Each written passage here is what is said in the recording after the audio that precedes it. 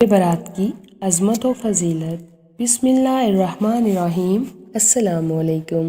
چونکہ اس رات میں اللہ کی رحمت سے لاتعداد انسان دوزخ سے نجات اور چھٹکارا حاصل کرتے ہیں، اس لیے اس رات کو شب برات کہا جاتا ہے۔ اللہ رب العزت نے اپنے محبوب کی امت کو کچھ ایسی راتیں عطا کی ہیں جو اللہ کی رحمتوں، برکتوں اور عنایتوں کی نوید سعید لے کر آتی ہیں۔ شیخ سعدی رحمۃ اللہ علیہ نے کیا خوب کہا تھا کہ رحمت حق، اللہ رب العزت کی رحمت اپنے بندوں کی بخشش کے بہانے تلاش کرتی ہے۔ یہ عظیم اور بابرکت راتیں اللہ کی رحمتوں کے حصول کے بہانے ہی تو ہیں۔ اس بابرکت راتوں میں سے ایک رات شب برات ہے۔ شب برات کا مطلب ہے نجات اور چھٹکارے کی رات۔ چونکہ اس رات میں اللہ کی رحمت سے لاتعداد انسان دوزخ سے نجات اور چھٹکارا حاصل کرتے ہیں۔ شب قدر کے بعد یہ رات تمام راتوں سے زیادہ بابرکت رات ہے۔ امام غزالی مکاشفات القلوب میں فرماتے ہیں کہ جس طرح مسلمانوں کے لیے 2 عیدیں ہیں، اسی طرح فرشتوں کے لیے بھی 2 عید کی راتیں ہیں، جن میں سے ایک شب برات ہے اور دوسری شب قدر۔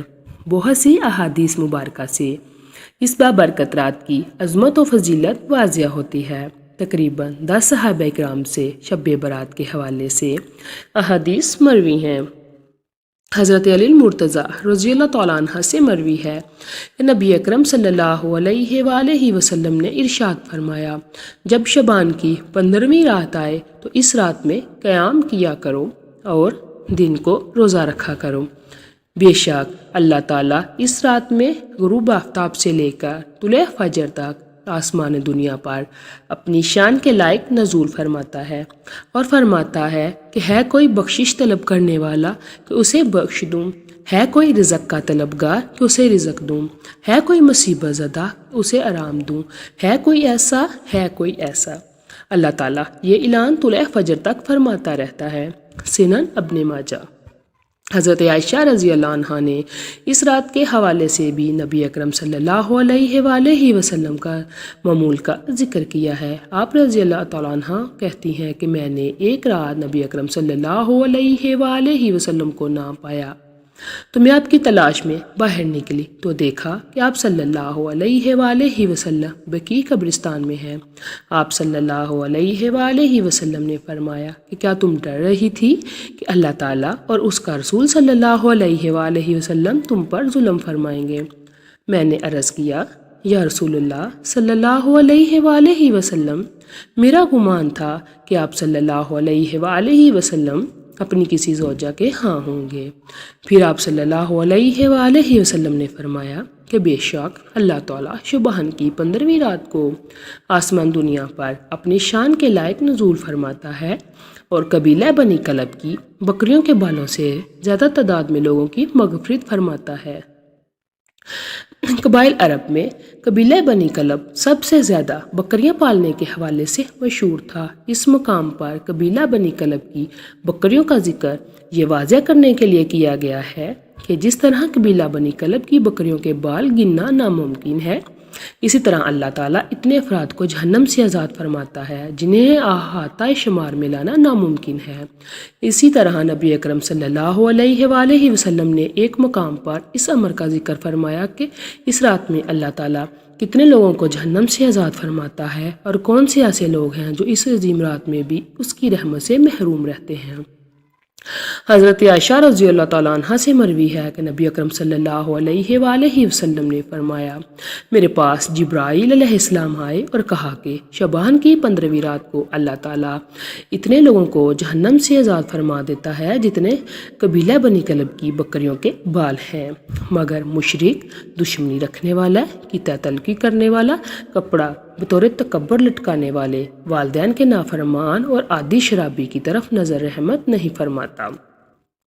مندرجہ بالا حدیث میں مذکور محروم افراد کے علاوہ دیگر احادیث میں ایسے مزید افراد کا ذکر ملتا ہے جو اس بابرکت رات میں بھی اللہ کی رحمتوں سے محروم رہتے ہیں۔ مختلف احادیث سے پتہ چلتا ہے کہ تقریباً 10 قسم کے افراد ہیں ان کی اس برکت رات میں بھی بخشش و مغفرت نہیں ہوتی۔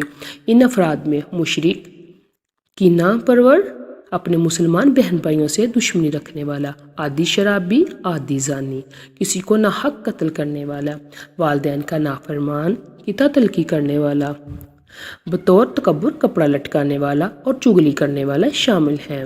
ان تمام احادیث سے اس رات کی عظمت و فضیلت عیاں ہے۔ اسی طرح مختلف روایات سے یہ بات بھی ثابت ہے کہ اس رات میں انسان کا نامہ اعمال تبدیل ہوتا ہے، جس کا مطلب یہ ہے کہ اللہ تعالیٰ فرشتوں کو ہر شخص کے پورے سال کے معاملات صحائف کی شکل میں دے دیتا ہے۔ یہاں یہ حقیقت واضح رہے کہ ہماری تقدیر میں سب کچھ پہلے ہی لکھا جا چکا ہے۔ اس رات میں صرف 1 سال کے امور نافذ کرنے کے لیے صحائف فرشتوں کے سپرد کیے جاتے ہیں۔ اس رات میں ہمیں کیا کرنا چاہیے؟ ہمیں بھی رحمت باری کے مستحق قرار پائیں، وہ اعمال جنہیں سارے انجام دے کر ہم اس رات کی رحمتوں اور برکتوں کو سمیٹ سکتے ہیں، پیش خدمت ہے۔ سب سے پہلے اللہ سے سچے دل سے توبہ کرے تاکہ ہمارا نام بھی اس رات میں جہنم سے آزاد ہونے والوں کی فہرست میں شامل ہو جائے۔ باہمی رنجشوں کو ختم کر کے ایک دوسرے سے معافی مانگے، لیکن یہ بات یاد رہے کہ معافی رسمی نہ ہو۔ ایک میسیج ٹائپ کر کے تمام دوستوں اور رشتہ داروں کو سینڈ کر دے اور اس خوش فہمی میں مبتلا رہے کہ ہم نے تو اپنی ذمہ داری پوری کر دی ہے، بلکہ کوشش کریں کہ حتی المکان احساس ندامت کے ساتھ سب سے انفرادی طور پر مناسب طریقے سے معافی مانگیں۔ اپنے والدین سے معافی مانگیں اور ان کی خدمت کرنے کا پختہ عہد کریں۔ جن کے والدین اس دنیا فانی سے رخصت ہو چکے ہیں ان کے لیے دعائے مغفرت کریں۔ اس رات میں قبرستان جانا سنت نبوی صلی اللہ علیہ وآلہ وسلم ہے، اس لیے اگر ممکن ہو تو قبرستان جانے کا اہتمام کریں۔ بقدر و وسط ذکر و اذکار، درود شریف اور تلاوت قرآن پاک کا اہتمام کریں۔ 3 مرتبہ سورہ یاسین اور 7 مرتبہ سورہ دخان پڑھیں۔ نوافل کی ادائیگی کا اہتمام بھی کریں۔ قیام اللیل کی نیت سے کم از کم 8 نوافل ضرور ادا کریں، بلکہ یہ بات مد نظر رکھیں کہ اگر آپ کے ذمہ قضا نمازیں ہیں تو ان کی ادائیگی نوافل سے زیادہ ضروری ہے، اس لیے آپ کے ذمہ قضا نمازیں ہیں تو وہ ادا کریں۔ نبی اکرم صلی اللہ علیہ وآلہ وسلم کے فرمان مبارک پر عمل کرتے ہوئے 15 شعبان کا روزہ رکھیں۔ پوری امت مسلمہ کے لیے دعا کریں۔ اگر ہم سچے دل سے مندرجہ بالا اعمال کریں گے تو اللہ تعالیٰ کی رحمت سے امید ہے کہ ہمارا نام بھی اس رات میں جہنم سے آزاد ہونے والوں میں شامل ہو جائے۔